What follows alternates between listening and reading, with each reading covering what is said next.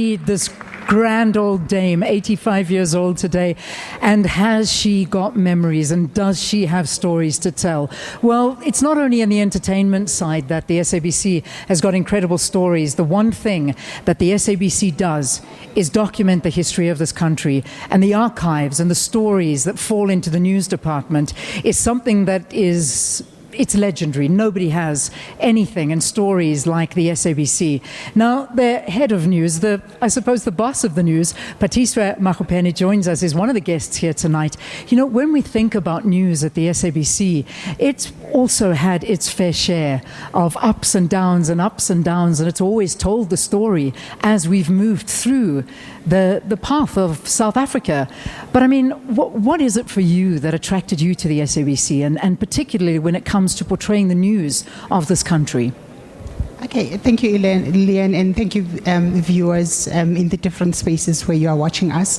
The first thing I want to correct you on is that I'm not the boss of news. The bosses of news are sitting in the newsroom as we speak. Thank you. The real thing about being in the space of public broadcasting, just as you see in the pictures above us, it's the fact that it takes the SABC to the centrality of the lives of citizens. And you are talking about the custodian of the collective memory and experiences of the country. And our role as news is to ensure that how we document those experiences and those memories is done accurately, is done in a balanced way, is done independently of any influence, which is where we are as news, with our impartiality and independent ethos. And what a country to tell the story of.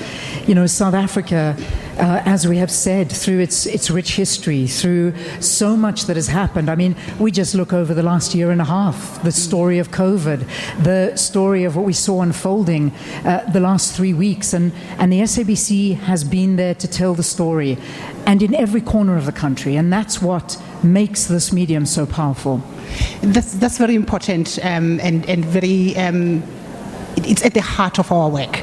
There's one thing that I always say, that while everybody is excited about brown rice and lentils issues and plain yogurt, we still care, and we should care as the SABC and SABC News, about the dry porridge and sweetened water stuff, because that is what the majority of the country is dealing with, and we are putting that story right at the center of our coverage. And also, it's not just about generating audiences, it's more about ensuring that we make impact in the lives of South Africans, and we make a real contribution to the national discourse. All right, that's news. Phathiswa, thank you very much for talking to us. And I mean, sport, we're going to talk